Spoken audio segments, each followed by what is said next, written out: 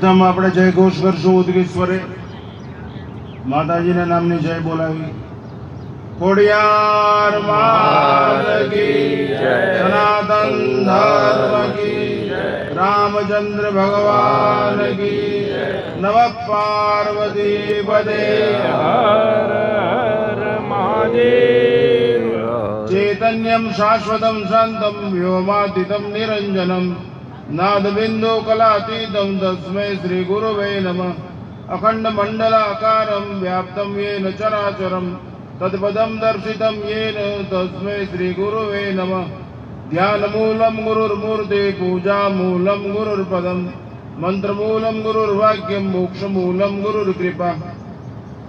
અહીંયા ચાતુર્વિધિ એવં ભંડારા નિમિત્તે આશાપુરા ખોડિયાર માતાના સ્થાનકે આયોજિત આ ધર્મસભાની અંદર ઉપસ્થિત મંચાસીન સમુપસ્થિત સંત વૃંદ ભૂરી ભૂરી નમસ્કાર। સન્મુખ બિરાજમાન ધર્માનુરાગીઓ નમસ્કાર।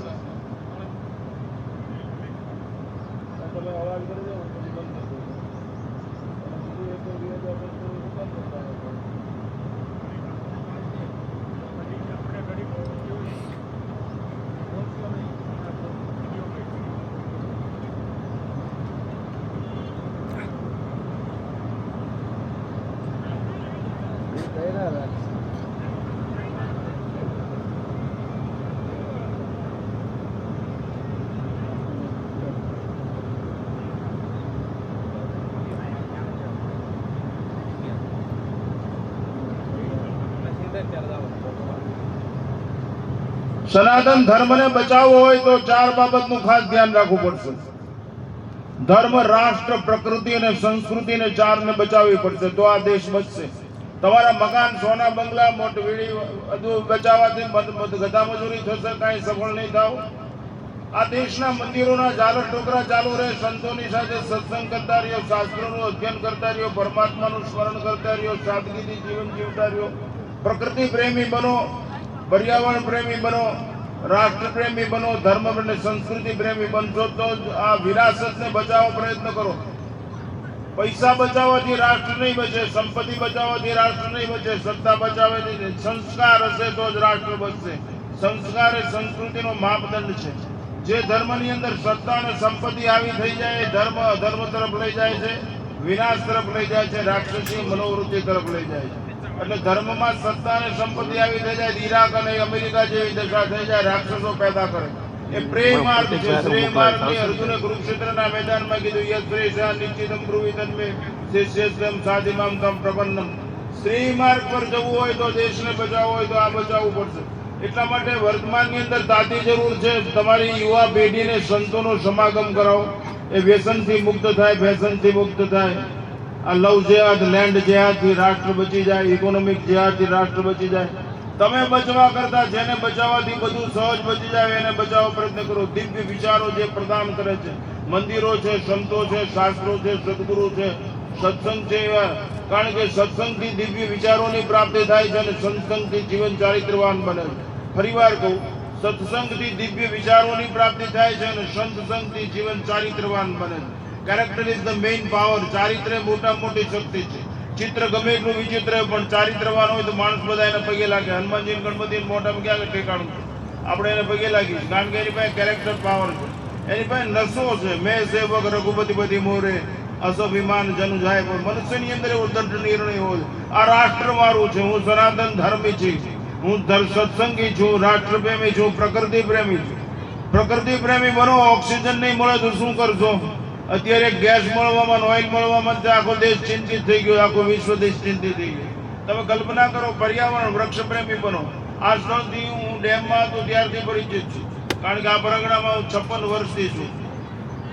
એટલા પહેલો મુદ્દો છે પર્યાવરણને બચાવો, અને મોટામાં મોટો મુદ્દો છે કે જે સત્તા અને સંપત્તિથી દૂર હટી અને સંસ્કાર પ્રેમી બનતા શીખો। સંસ્કાર વગરનું જીવન બેકાર છે, સંસ્કારથી સંસ્કૃતિ બચશે।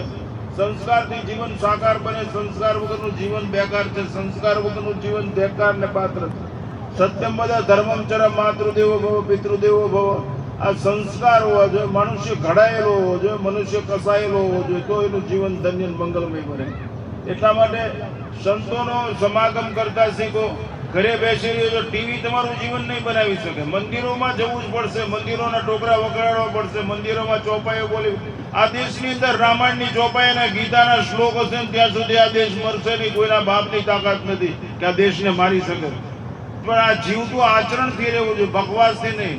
વન ટાઈપ ઓફ કેસેટ ભાઈ કરે એથી કાંઈ કલ્યાણ નહીં થાય. એક તો જીવનની અંદર પ્રેક્ટિકલ લાઈફ હોવી જોઈએ. એટલા માટે દરેકને આ સર્ચથી તો બહુ લાંબા સમયથી પરિચિત છું. અહીંયા કેટલા સમય હજારો વાર નીકળ્યો હોય છે. અહીંયા મને આમંત્રણ આપવામાં આવ્યું એટલે હું આવ્યો છું. તમારે સાંભળવું હોય તો બોલું. નહીંતર હું ડિસિપ્લિનનો બહુ આગ્રહી છું. અનુશાસન must be obey to order. અનુશાસન ન હોય ત્યાં દુશાસન ફાવી જાય, હવામાં વાત જતી રહે, એટલું પરિસ્થિતિ થાય.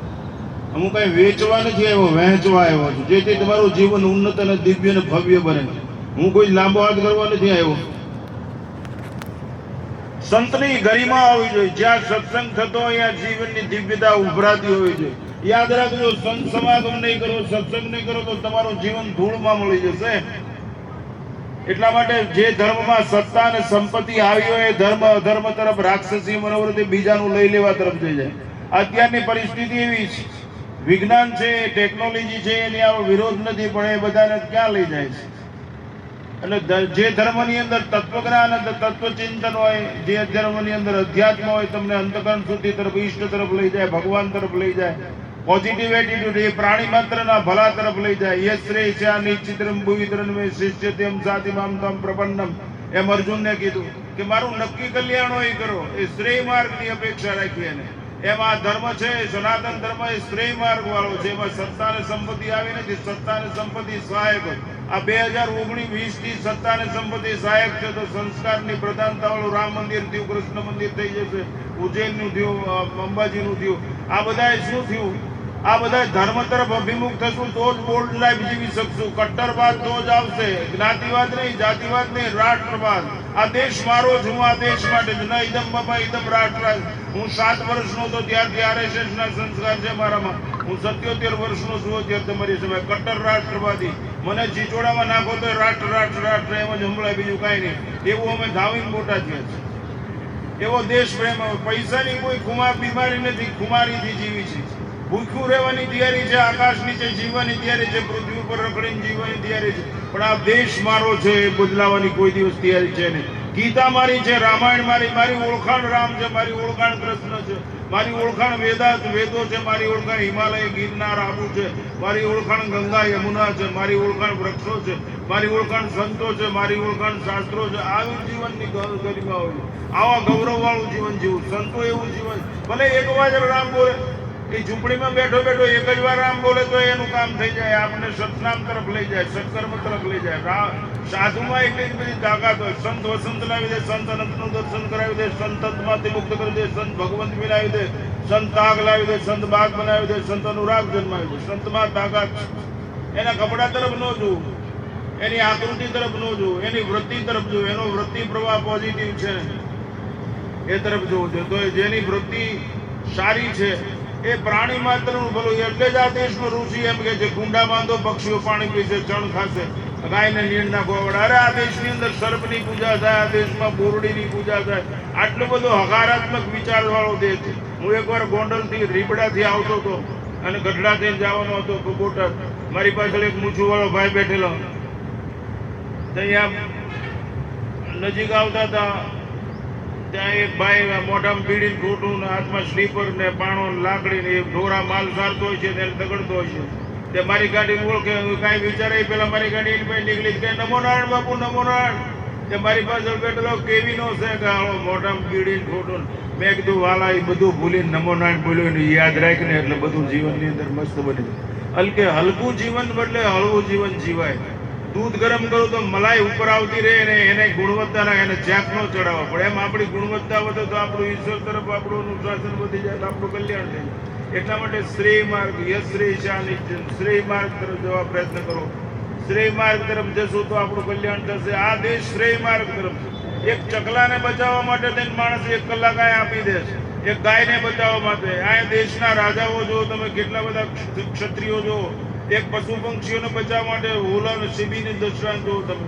આ દેશનો ઇતિહાસ કેટલો ગૌરવશાળી છે. બલિદાનની વિશુદ્ધ ભાવના ધર્મ અને સંસ્કૃતિ માટે, પ્રાણી માટે આવું શ્રેષ્ઠ જીવન જીવનારો સાધુ સમાજ છે. તો આવું પવિત્ર જીવન જો આપણે જીવશું તો આપણું કલ્યાણ થશે. એટલા માટે દરેકની નૈતિક ફરજ છે કે આપણે સાધુ જીવન જીવતા શીખીએ. તો હવે મહંતાઈની એક દ્રષ્ટાંત આપી મારું વક્તવ્ય સમાપ્ત કરું. આ દેશ વિષમતાથી નહીં બચે, સમરસતાથી બચશે. વિષમતા ઘાતક પુરવાર. સાથે જીવો, સાથે જમતા બેસો, સાથે જીવતા શીખો, સાથે દર્શન કરો, સાથે એક સહકારની ભાવનાથી જીવતા શીખો. છેલ્લે એક દ્રષ્ટાંત મારું વક્તવ્ય સમાપ્ત કરું. એક પૈસાદાર ડોસી ગાંડી થઈ ગઈ. એના બંગલામાંથી બધી વસ્તુ માણસો લઈ જવા માંડ્યા. પછી શેરીએ રોટલાને એવું બધું માગવા માંડ્યું. પછી ખોળામાં સોળી કરીને એમાં રોટલાને બેટકા નાખે ને કૂતરા નાખે તો કૂતરા એની હારે હેવાયા થઈ ગયા. તો 10-15 ગામના 25 કૂતરા ડાઘિયા બધા ડોશીની ફરતા ફરે. ડોશી રોટલા નાખ્યા કરે, માગ્યા કરે ને ફર્યા કરે. ડોશી ઉઈ જાય, કૂતરા ફરતા બે, ડોશીનું ધ્યાન રાખે. એમાં એક દી એ ડોશીને ગમે એમ થયું, તળાવે નાવા ગઈ. ખૂબ ભરીને પાણી પીવા જાય, એમાં પડી ગઈ. એમાં મગર આવી ગઈ. મગરે ડોશીને ચાલી. ડોશીએ રાડ નાખી એટલે કૂતરા ડાઘ્યા. પછી બેઠ જાય વેસે. પછી કૂતરા તળાવમાં અને મગરને ચૂંથી નાખીને ડોશીને ઢળીને પાળે લાવ્યા. અને પછી માણસો ગામના આવી ગયા, દવા પીને. એ બુદ્ધિ એની રાગે આવી ગઈ, નશું બધી બુદ્ધિ ગાંડી હતી, ડાય થઈ ગઈ. પછી પાછું એનો બંગલો હતો, એ સજાવટ કર્યો. પણ એને 2 રસોઈયા રાખ્યા. એ 2 રસોઈયા કૂતરાને રોટલા બનાવવા હતું અને કૂતરાને ખવડાવવાનું ચાલુ રહ્યું. એ કૂતરા જીવાય ને સુધી હારે રહ્યા. અને પછી ગલુડિયા હતા, એ જે ડોશીની શમશાન યાત્રામાં જોઈન્ટ થયા. આજ સુધી જે ગલુડિયા વારસો ચાલુ. આપણે આપણી પ્રજાને હારે ખાય, આપણી પ્રજાની હારે ધૂન ભજન કીર્તન કરી, આપણી પ્રજાને મંદિરે લઈ જઈએ, આપણી પ્રજાને સાત્વિક ખોરાક. આ મહાકાલ લખાવેલા ટી-શર્ટ પહેરાવો, હોમ લખાવેલા ટી-શર્ટ પહેરાવો, ભારત હિન્દુસ્તાન લખેલા, તુલસી કહેલા. આ દેશની પ્રજાને રાષ્ટ્રપ્રેમી બનાવો. એની હાવ ગમે એમ કરીને રાષ્ટ્રપ્રેમી બનાવો. યાદ રાખજો, વેસ્ટર્ન કલ્ચર ઘાતક પુરવાર થશે. અમે દેશ વિદેશમાં જઈએ, અમને ખબર છે બાપુ આયા બા કહી દે આપણું મોઢું વાગડિયા કાલા જેવું ફાટી જાય. હવે એટલી ભાવના જાગૃત થઈ જાય. એટલા માટે અને સંતો વિરાસત. છેલ્લે એક વાત કરીને મારું વક્તવ્ય પૂરું કરું. આ વિરાસતને બચાવો. જેને બચાવોથી આ છેલ્લું એક કાવ્ય. સિકંદર વિશ્વ સમ્રાટ થવા માટે નીકળ્યો ત્યારે એના ગુરુ પાસે ગ્રીકમાં રજા લેવા ગયો, ફ્રાન્સમાં. ત્યારે ગુરુએ કીધું શું આવ્યો? કે વિશ્વ સમ્રાટ થવું છું સિકંદર. કે ક્યાં લડીશ? તો કે ભારતમાં. કે કેમ? એના કઈ રસ્તા અગરચંદનના પાણીથી ધોવાય છે, એવું રાષ્ટ્ર છે. તો કે ત્યાં જીતીશ નહીં. તો કેમ નહીં જીતું? તું સિકંદર છું, એમ હિન્દુસ્તાનની પ્રજા જોગંદર છે, ધર્મ ખાતર મરી જાય એટલું છે. પણ હું કહું એટલું કરીને આવજે ભારતમાંથી. કહા સુકર્તન વિજય કર જબ લૌટ કે આના. એ સિકંદર ભારતથી વિજય કરીને પ્રાપ્ત કરીને આવે ને પાછો, તો હું કહું એટલી વસ્તુ લઈને આવજો. આપણે વિચારવું જોઈએ કે આપણે કોણ છીએ. કહા સુકર્તન વિજય કર लौट के आना, हमारे वास्ते भारत से ज्ञानी गुरु भी लाना, साथ में अमरवेल कमल गीता भी लाना, भूल मत जाना कहानी राम और सीता, साथ में बांस की बंसुरिया भी लाना, यदि हो सके नृपति थोड़ा सा गंगा जल भी लाना. આ દેશના તમેનો વારસદાર છે અને આપણે ભિખારીની જેમ ગુલામની જેમ કરે. બાપુ જીવન અંદરથી બિંદાસ હોવું જોઈએ, જીવન અંદરથી ખુલ્લું હોવું જોઈએ. Open card life every each and every time everywhere. એવું ખુશીથી જીવન જીવતા શીખવું જોઈએ. સંત નશામાં જો એક જ વાર નશો કરવો પડે, નશો ઉતરે જ નહીં, ઈશ્વર પ્રાપ્તિ ન થાય ત્યાં સુધી. એવો નશો, કોઈની પરવા નહીં, કોઈની, અને બધાનું ભલું ઈચ્છું થાય એટલાનું કરે. કૂતરા અને તમને તમારી શેરીનો ગાંડો નો ઓળખે, તમારે ખાડામાં પડીને મરી જવું જોઈએ. તમને તો પ્રેમ શું કહેવાય ખબર નથી. Love is always one way. પ્રેમ એક માર્ગીય છે. પ્રેમમાં અપેક્ષા ન હોય તો કક્ષા થાય. પ્રેમ ગલી ઇતની સાકરી તામે દોન સમાય.